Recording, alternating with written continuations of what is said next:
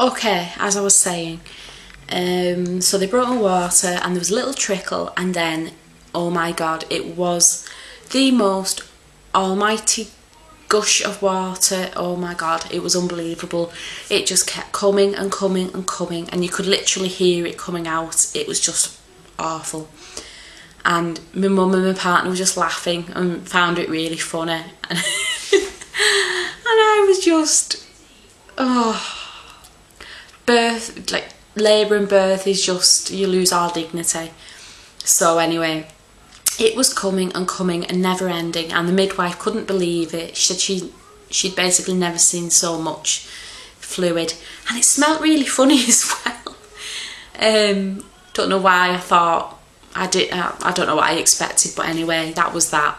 So the waters went, and she put a fetal monitor onto the baby's head, which I find really strange in itself, that they can go up there and the baby's head's just there and they put a monitor on. It's crazy. So they put this monitor on. That was really exciting because she was a little wriggler. They had to do that to monitor her because she was just moving too much. So they did that and started to get a little bit of pain, but they also started giving me the hormone drip, and things really kicked off when they put me on that.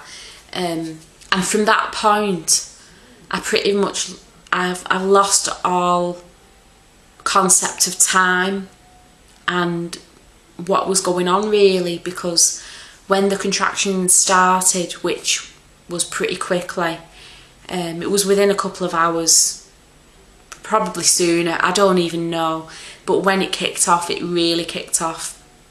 It was really painful. My partner was timing the contractions, and at first I remember I was coping really well, but as you might know, with an induction, the contractions come pretty quick and fast, so it was going all she's waking again, she's due for a feed soon. I'm losing all track of my story now. I'll pick her up and bring her over and then carry on. Oh, it's you dummy again. Oh dear.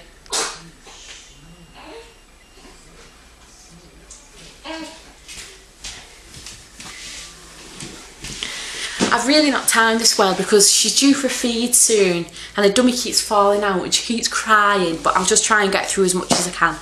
So yeah, everything was coming pretty quick and fast really.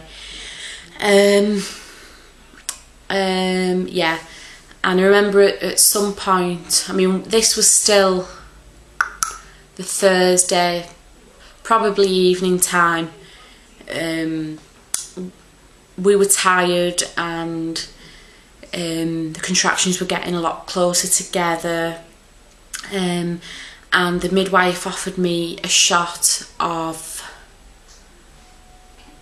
I forgot what it's called, begins with M, morphine, yeah. So I was on the birthing ball and it was getting pretty unbearable, and my partner was timing the contractions and they were just over a minute apart, so we thought I was progressing really well, hadn't had any pain relief, only gas and air. The ball was really helping. I was just losing fluid all of the time that I was on the ball. I was still leaking fluid. It was just unbelievable. So I got a shot of the morphine, but I have to say I didn't like it at all because it just made me want to go to sleep. I just, not even in a nice way, but just, I felt really doped up, I didn't like it at all. Anyway, I had that and it took the edge off the pain a bit. And then I got back into bed. I was just trying different positions. The midwives changed shifts after a while. I don't even know what time it was. But I kept getting checked over and I wasn't really progressing. And considering the contractions were like a minute apart, I thought, I must be ready to deliver soon, and nowhere near. So that was really disheartening.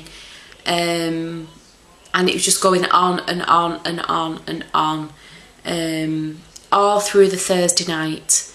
Not progressing. The midwives changed shifts, but after a while they started getting concerned because the baby's heartbeat kept dipping and coming back and dipping. So 3 times they had to put me into stirrups, and they had to take a blood sample from the top of the baby's head, and that was awful, because the first time, obviously you're worried, but you know, it's the first time it's happened. They check the blood, the oxygen levels in the blood from the baby's head, and it was okay. And then when it happens again, and they put you in stirrups again, and they check again, and that was pretty upsetting. But then when it happened the 3rd time, I thought, well, obviously there's a problem. They can't find the problem, but there's a reason why the baby's heart is dipping and then coming back. And I was really upset. So anyway, that was going on. It was all really crazy. I asked for an epidural because I'd been in established labour for so long. The baby's head wasn't dropping down as much as it should have done. So I got the epidural, and then that was fantastic. As many women say, it was great. Couldn't feel a thing. They actually turned the lights off in the room and said, you know, try and get some rest. So that was quite a few hours really. No pain, everything was fine, but they still thought the baby was in a little bit of distress.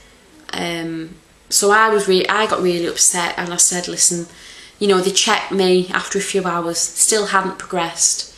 I think I was 6 centimetres, and I'd been labouring for an unbelievable amount of time. So this was probably going into the early hours of Friday, so it was a long time. What happened?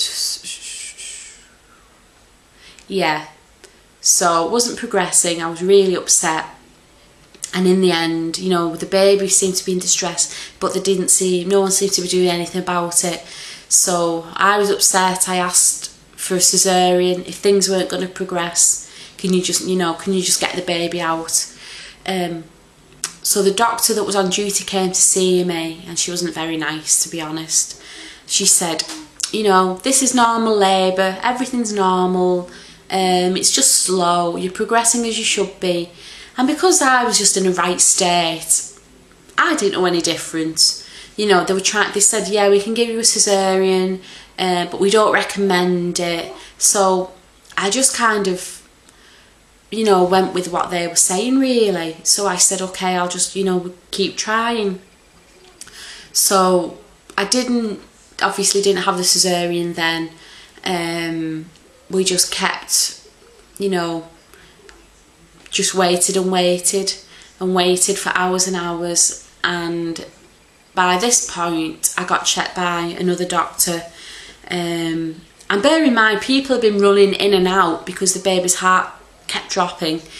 I got checked over again by another doctor, and he said, there's no way you're going to have this baby naturally. The cervix had opened to 9.5 centimetres. My God. He said there's just a little lip, and the baby's head just isn't getting past that little bit. So he was doing all this fiddling up there. Thank God I'd had an epidural, couldn't feel it. And he said, okay, push. So I pushed, and as I pushed, he was trying to get rid of the little bit of cervix. Oh, it just makes me feel sick thinking about it. So he said, no way, it's not going to budge. You're going to need a cesarean. So I was like, oh my God, after all this time, you're now giving me what I should have had hours and hours and hours ago. So I wasn't too happy about that.